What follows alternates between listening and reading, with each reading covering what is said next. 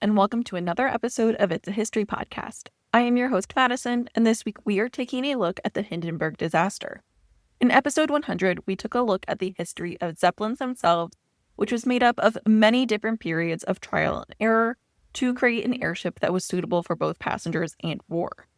Today, we are going to take a look at the Hindenburg prior to her final voyage and just what happened that night of disaster. Before we get started, I just want to express my thanks to all the listeners who have put up with the slightly chaotic release schedule these past few weeks. I don't think I have mentioned it on the podcast, but my husband and I have recently purchased a home, and moving has taken up the time that I usually dedicate to the podcast. I had planned for this episode to come out last week, but I just wasn't happy with the original script. I spent some more time with it, and now I'm super excited for you guys to hear this one. So with that, let's get right into it. When looking at the Hindenburg itself, the Hindenburg was the 118th airship to be built by the Zeppelin company. The airship had originally been engineered to be filled with helium. Being built for helium rather than for hydrogen was a major change in corporate policy at the Zeppelin company, as helium gas was much more expensive than hydrogen at 7 times the cost of helium. Not to mention that helium was far less efficient to use with less lift, meaning airships could carry less cargo and less passengers. Also, in Germany, where the Zeppelin company was based, there was pretty much no helium. The U.S. had the monopoly on helium, and under the U.S. Helium Control Act of 1927, helium was prohibited from being sold to foreign countries. So why would they change the Zeppelins to be helium instead of hydrogen? Well, helium is a non-flammable gas, where hydrogen is highly flammable. It should also be considered that just about 3 months prior to the conception of the Hindenburg, over near the coast of France, a British R-101 crash-landed and burned, killing 48 of the 55 passengers and crew. And this was a hydrogen airship.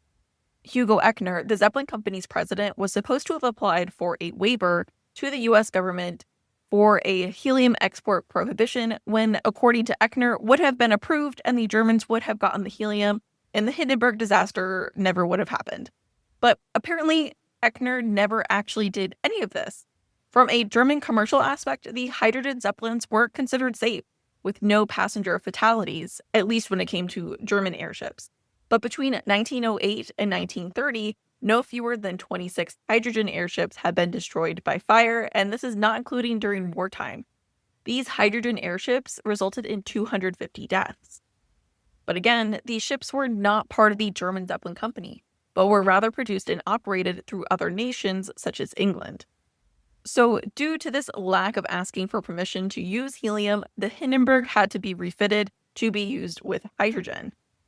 The time in which the Hindenburg was built also coincided with the early stages of Hitler's rise to power in Germany. The airship was actually named for the 1932 president-elect, Paul Hindenburg. Paul Hindenburg would actually appoint Hitler, whom he beat in the race by quite a large margin, to be Chancellor of Germany. Later in 1934, when Paul Hindenburg died, Hitler would assume the presidency. When it came to airships, Hitler himself was not a fan. Neither was Hermann Göring, the Reich airmaster. So while both men despised the ship and would elect never to fly one, they did recognize its size, emotional impact, and otherworldly aspect could function rather well as a propaganda machine. This led to the Hindenburg acquiring a reputation as a Nazi airship. On March 7, 1936, just 3 days after the Hindenburg's first ascent, Hitler had ordered the occupation of the Rhineland, and to further the propaganda in Germany, Joseph Goebbels wanted to show the world just how popular the invasion of the Rhineland was. So for this, they would use the Hindenburg for a national parade, which would take place on March 29th. This parade would be a 4-day flight for the airship. The day the flight took off, the captain of the airship got the airship in the air, where he was faced with gusty winds and the prospect of a downwind takeoff. So the idea was to have the stern ground crew release the lines of the ship first, which would allow the tail to rise up to clear the ground. And then the men at the nose of the ship would cast off their lines, where the ship would then be able to fly away safely. But for some reason during takeoff, the captain ordered that the water ballast be released from the bow of the ship, which were counterweights to make the front of the ship a bit heavier, which ultimately resulted in the Hindenburg tilting backwards, causing the tail fin to strike the ground, which made the lower portion crumble. There has been speculation by Zeppelin historians that this incident may have impacted and weakened the ship's framework on the inside, which may have led to its destruction during the ultimate disaster that we're talking about in this episode. The damage to the ship was patched in just a matter of hours, and the Hindenburg was able to get to its official duties as a Nazi Party propaganda machine. In a 1935 speech, Göring stated, "The airship does not have the exclusive purpose of flying across the Atlantic, but also has a responsibility to act as the nation's representative. I hope that the new ship will also fulfill its duty in furthering the cause for Germany." But just over a year later, on May 3rd, 1937, the Hindenburg would embark on its final flight. Before we get into the disaster itself, let's take a look at the Hindenburg as an airship. As mentioned earlier, there had been a total of 26 non-German hydrogen airships that had been destroyed by fire due to accidental causes, sometimes killing every last person on board. According to the book Monsters, the Hindenburg and the Birth of Pathological Technology, author Edward Regis describes the Hindenburg as a prototypical example of pathological technology, where obvious and sizable risks were ignored, discounted, minimized, and swept under the rug by the influence of what amounted to an all-consuming and almost irresistible enchantment or infatuation. In episode 100, where I go into the details on the creation of the airships, there were many examples of these airships being easily destroyed and crashing. The Hindenburg itself was 800 feet long and 150 feet from the top of its higher fin to the bottom of its lower one. This airship was longer than 3 747 airplanes lined up in a row. But Zeppelins, even with their size, could only carry at most 72 passengers. And on more occasions than not, only half that amount would actually ride in the airships. For size comparison, the Titanic, which was very similar in size, could hold over 2,200 passengers. On some flights, there would often be more than double the crew members and passengers, which was the case for the final flight of the Hindenburg. The Zeppelins themselves were marvels of construction, but there were multiple inner gas cells that were constructed from archaic animal membranes that were known as gold beater skin, which was made out of cattle intestines, a lot of cattle intestines. That said, just a little bit of damage could and would end with disastrous results. On this final flight of the Hindenburg, there were 36 passengers on board, and they were all very wealthy.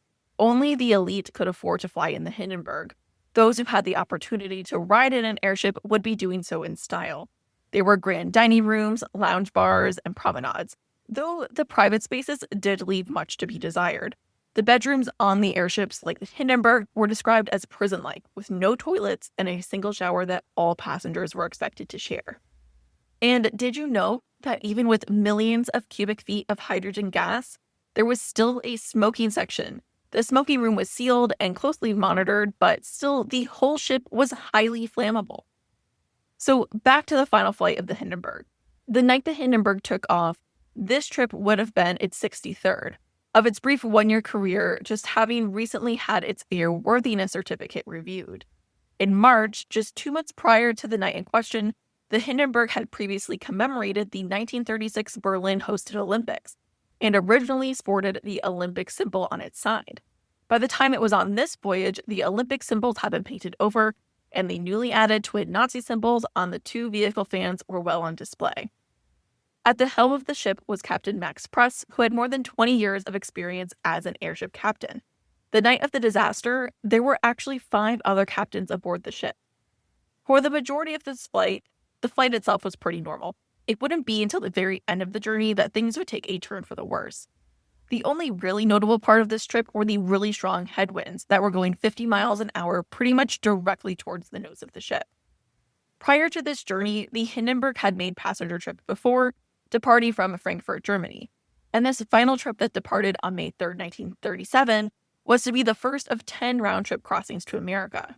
The Hindenburg had made plenty of trips across the Atlantic prior to the May 1937 trip, having crossed 34 times in 1936, often going to Brazil. This was prior to aircraft being able to cross a large body of water like the Atlantic, and the Hindenburg would act as a way to ferry passengers over the ocean. At the end of its journey, when it would arrive in Manchester Township in New Jersey, it was supposed to land at the Naval Air Station at Lakehurst, which is just outside of New York City. At Lakehurst, there was a mooring mast awaiting the ship's arrival. After it was tied upon the mooring mast, the 36 passengers aboard the Hindenburg were to depart. After departing, they would then be picked up by the representatives of American Airlines. American Airlines had been contracted with the Hindenburg's parent company so that the passengers could make their way to Newark Airport and catch their connecting flight. As mentioned earlier, there were some headwinds that slowed U.S. arrival by about 12 hours. And when the ship did arrive, there were some thunderstorms in the New York area. So a plan was made to avoid the storms, as it was not wise to land a hydrogen-filled airship in the middle of a thunder and lightning storm. Captain Press decided to fly over Manhattan to head back out over the water and hang out in the Atlantic while waiting for the storms to pass. Flying an airship roughly the size of the Titanic over New York City certainly created quite the spectacle. People reportedly ran out of their homes, offices, and stores to see the ship fly by. On the ship, stewards passed around tea and sandwiches to the passengers and what would be their final service aboard the Hindenburg. Back at the U.S. Naval Station in Lakehurst, Commander Charles E. Rosenthal was in charge of landing operations. He himself had piloted airships prior and was a big fan of the airship as a method of travel. At 6:12 p.m., Rosenthal sent a radio message to Captain Press stating, "Conditions now considered suitable for landing. Ground crew is ready. Period. Thunderstorms over station. Ceiling 2000 visibility 5 miles to westward. Surface temperature 60. Surface wind west-southwest 8 knots, gusting to 20 knots. Surface pressure 29.68. It may seem odd that Rosenthal was telling Press that it was now suitable for the ship to come back and land with thunderstorms still currently in the area, but there was an understanding that while the Hindenburg traveled the 30 miles back to the station, the thunderstorms would clear up. At 7:08 p.m., Rosenthal sent another message.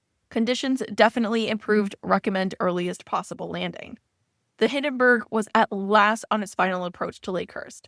The passengers aboard the Hindenburg could not clearly see the naval station itself and the 230-person ground crew awaiting its arrival. The naval air station had been chosen as the mooring mast had a winch. There were 2 mooring masts at Lakehurst, and the Hindenburg headed for the one nearest the hangar. The ground crew had collected around that mast. At that time, the wind was from the east, and so Press approached from the west so as to be heading into the wind for the landing, as it was standard operating procedure. But Hugo Echner, in his 1919 Practical Hints for Piloting Zeppelin Airships, had written that every landing turns out differently. It is an entity in itself, which the commander must fashion according to circumstances. Press had originally circled to the left and had valved its hydrogen supply from multiple cells for 15 seconds to reduce its altitude of 600 feet. The wind suddenly changed direction, and Press had to quickly change direction. He had to order an S-turn where the ship would first swing left and away from the mast, and then turn sharply right in order to face the mooring mast head-on.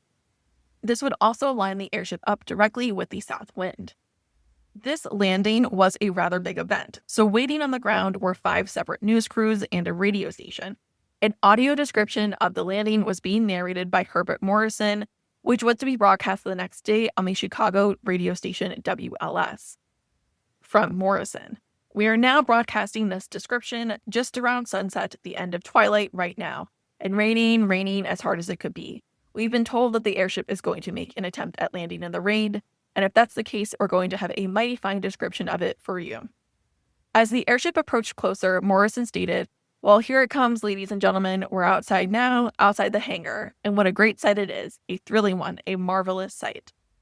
On the ship, Captain Press had put himself in charge of speed and heading, and had given his first officer, Captain Albert Samet, responsibility over altitude and trim. Samet would control this by alternating releasing hydrogen and water ballast. Just before Press had performed the S-turn, Samet had noticed that the tail end of the ship had seemed heavy.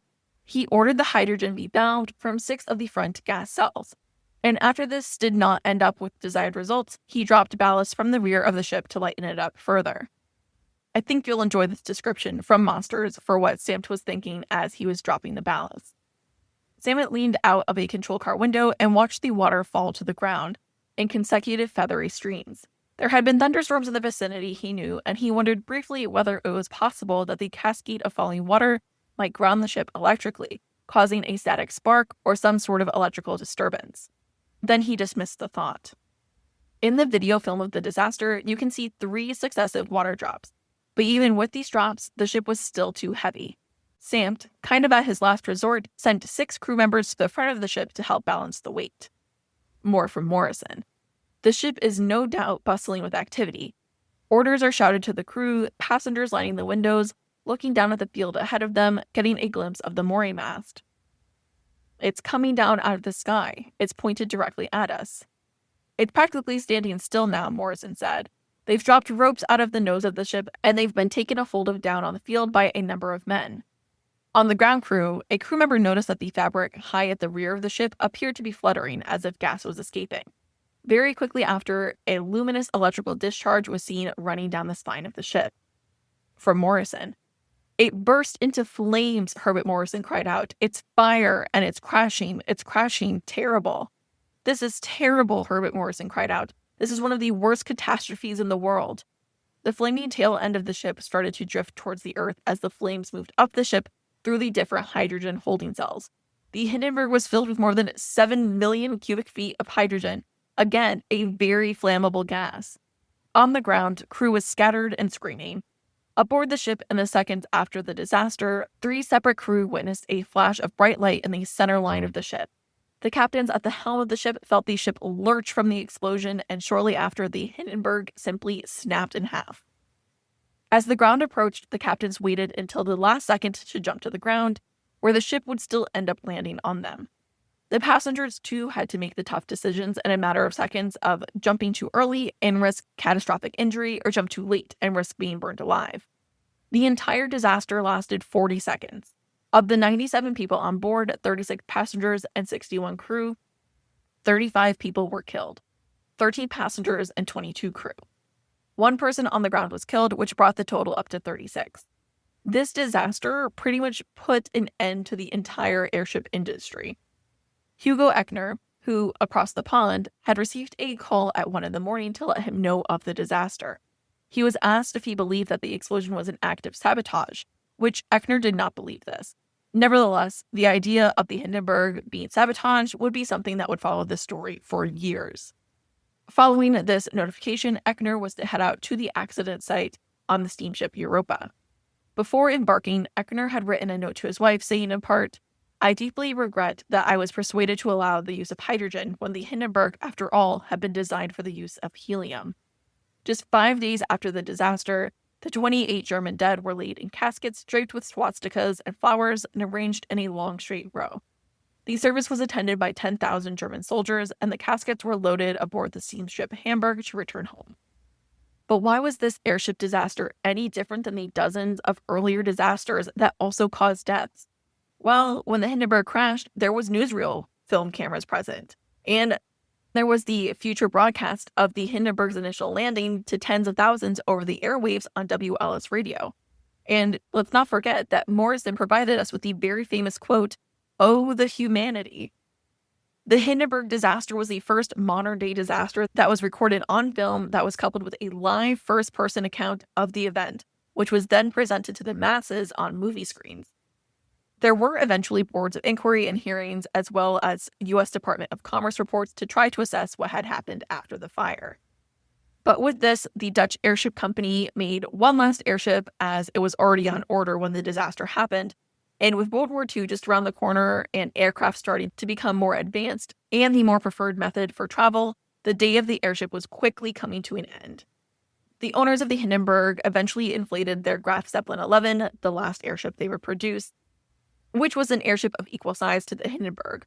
It would be sent on 30 trips post-Hindenburg disaster, and the pilot of this airship had actually been burned and scarred on the Hindenburg. And that is where I'm going to end this week's episode. I hope you learned something new about the Hindenburg disaster today. Sources for today's episode include Monsters, the Hindenburg Disaster, and the Birth of Pathological Technology by Edward Regis. Thank you for listening to this week's episode. If you liked what you heard, head over to Spotify or Apple Podcasts and leave a review. If you have any questions, comments, or topic ideas, you can email me at itsahistorypodcast@gmail.com. You can also find me over on Instagram and Threads at It's a History Podcast. Thank you again for listening to this week's episode, and I hope to have you in the next one.